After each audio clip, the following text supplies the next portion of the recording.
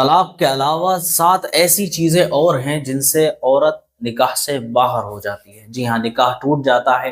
اکثر لوگ صرف طلاق کو ہی جانتے ہیں اور بہت بڑی بڑی غلطیاں ہیں جو کر دیتے ہیں، جس کے چلتے وہ اپنی بیوی سے نکاح تو ختم کر بیٹھتے ہیں، اور اس کے باوجود بھی ہم بستری کر رہے ہوتے ہیں، اور ایسے موقع پر جو ہم بستری کری جاتی ہے تو وہ زنا میں شمار کی جاتی ہے۔ ایسی ہی 7 چیزیں آج کی اس ویڈیو میں ہم جاننے کی کوشش کریں گے کہ کون سی وہ 7 چیزیں ہیں جو طلاق دیے بغیر نکاح کو توڑ دیتی ہیں۔ السلام علیکم ورحمۃ اللہ وبرکاتہ۔ ناظرین اکرام، امید کرتا ہوں کہ آپ تمامی حضرات خیریت سے ہوں گے۔ ناظرین، آج کے اس پرفتن دور کے اندر انسان ضروری مسائل کو سمجھنے سے بالکل اپنے آپ کو دور رکھے ہوا ہے۔ کوئی بھی انسان ضروری مسائل کو جاننے کی کوشش نہیں کیا کرتا۔ کچھ مسائل ایسے ہوتے ہیں جو ہماری روزمرہ کی زندگی کے لیے ہوتے ہیں، ان کو بھی ہم سمجھنا نہیں چاہتے۔ اگر کوئی بتانے کی بھی کوشش کرتا ہے تو وہاں سے جی چرا کر بھاگ جاتے ہیں اور اس انسان کے بارے میں بھی بدگمانیاں کرنا شروع کر دیتے ہیں۔ تو ہمیں ایسا نہیں کرنا چاہیے، کیونکہ نبی کریم صلی اللہ تعالی علیہ وسلم نے ارشاد فرمایا کہ ہر انسان کے لیے علم سیکھنا جو ہے وہ فرض ہے۔ کتنا فرض ہے؟ کم سے کم اپنی ضرورت کے مطابق تو علم سیکھ لیا جائے۔ اب علم کے ہی اندر یہ ساری باتیں آتی ہیں۔ ایک چیز تو مشہور ہے کہ طلاق، جب تک طلاق نہیں دیں گے تو صاحب بیوی جو ہے وہ نکاح کے اندر رہے گی۔ اب اس کے علاوہ آپ کچھ بھی کرتے رہیں یا آپ کی بیوی کچھ بھی کرتی رہے تو آپ کا نکاح رہے گا، ایسا بالکل ہونے والا نہیں ہے۔ 7 ایسی باتیں ہو سکتا ہے آپ نے کبھی اس سے پہلے سنی بھی نہ ہو۔ آئیے میں بتاتا ہوں آپ کو کہ کون سی 7 باتیں ہیں جن سے نکاح ٹوٹ جاتا ہے۔ دیکھیں، نمبر 1، دونوں میں سے کسی ایک کا انتقال ہو جانا۔ یہ تو کوئی بڑی بات نہیں ہے، سب لوگ جانتے ہیں۔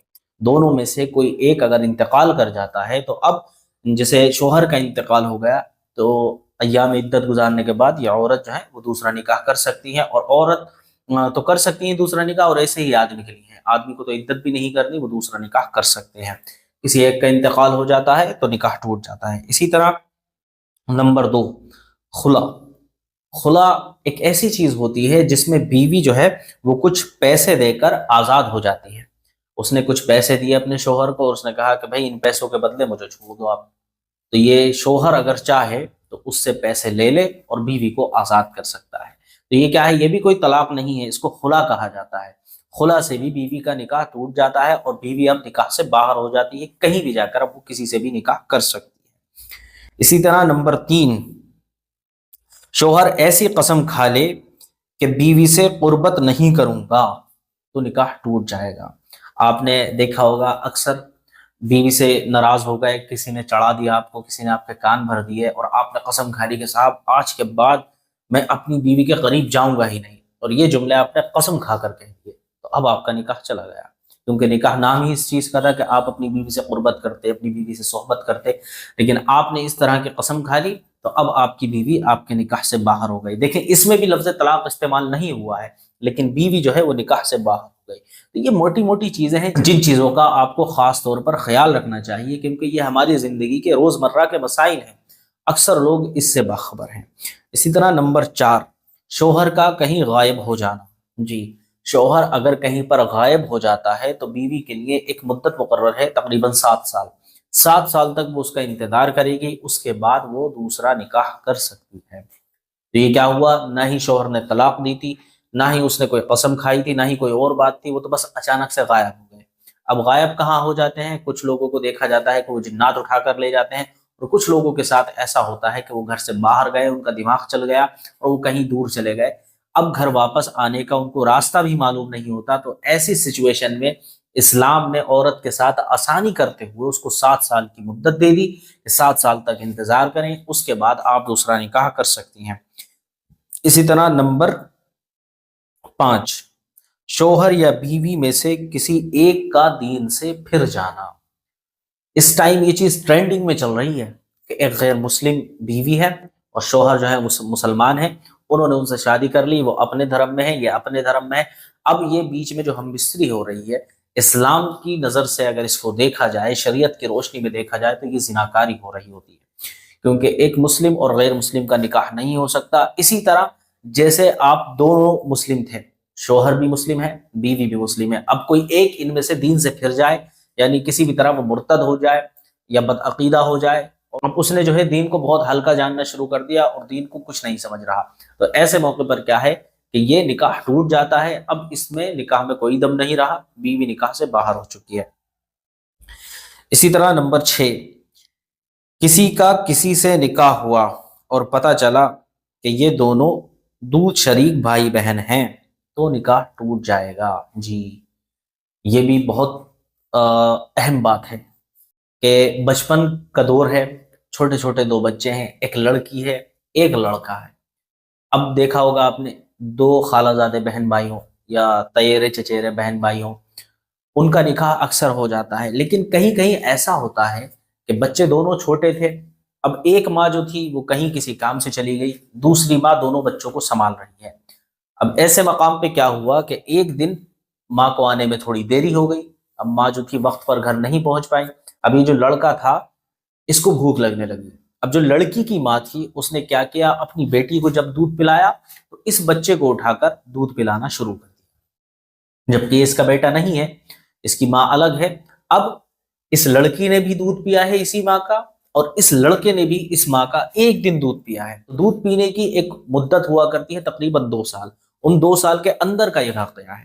تو ایسے موقع پر کیا ہوگا، جب یہ دونوں بچے جوان ہو جائیں گے، یعنی تیرے اور چچیرے بہن بھائی ہیں یا خالہ زاد بہن بھائی ہیں، تو یہ اب دونوں جوان ہو گئے اور اچانک آپ نے ان کا رشتہ کر دیا اور ان کی شادی کر دی، اور آپ کو بعد میں خیال آتا ہے کہ بھائی ایک دن ایسا ہوا تھا کہ تم تو بھائی ڈاکٹر کے یہاں گئی ہوئی تھی اور میں نے تمہارے لڑکے کو دودھ پلایا تھا اور اپنی بیٹی کو بھی میں نے ہی دودھ پلایا تھا، اب کیا ہوگا؟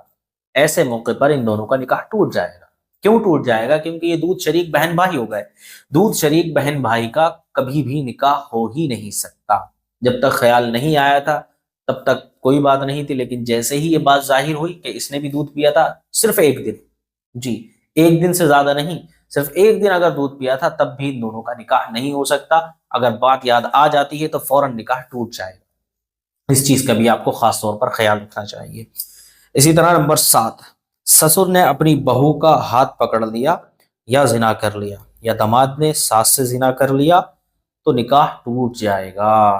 جی، آج کے دور کے اندر یہ بات بہت عام ہو چلی ہے کہ بیٹا گیا ہے کام پر، سسر نے جو تھا اپنی بہو کے اوپر ہاتھ صاف کر لیا، اب سسر اور بہو جو ہیں وہ اس شریعتر میں شامل ہو جاتی ہیں۔ تو ایسے موقع پر کیا ہوتا ہے، آپ نے تو حرام کیا لیکن اب بیٹا اس سے انجان ہے، بیٹا بھی اپنی بیوی سے ملاقات کر رہا ہے تو وہاں بھی حرام ہو رہا ہے، تو یہ جو حرام کام ہے اس کی بنیاد آپ نے رکھی ہے، تو اس طرح کی حرکتوں سے باز آ جانا چاہیے، کیونکہ یہ بھی وہی حرکت ہے، ایسا کام ہونے کی وجہ سے نکاح ٹوٹ جاتا ہے۔ ایسا ہی معاملہ رہتا ہے ساس کے ساتھ، یعنی داماد نے اگر اپنی ساس کا ہاتھ شہوت کے ساتھ پکڑ لیا یا پھر ساتھ سے جو ہے وہ زنا کر لیا تو اب اس کی بیٹی اس کے نکاح سے باہر ہو جائے گی آٹومیٹک۔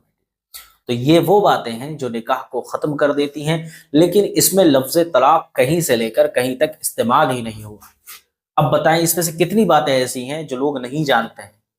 یہ ساس بہو والا جو میں نے بتایا ابھی، یعنی داماد نے اپنی ساس کے ساتھ زنا کر لیا یا سسر نے اپنی بہو کے ساتھ زنا کر لیا، یہ کتنی عام بات ہو چلی ہے اس وقت۔ آپ دیکھیں کتنے ہی معاملے نظروں کے سامنے سے گزر رہے ہیں جہاں اس طرح کی واردات ہوتی ہیں۔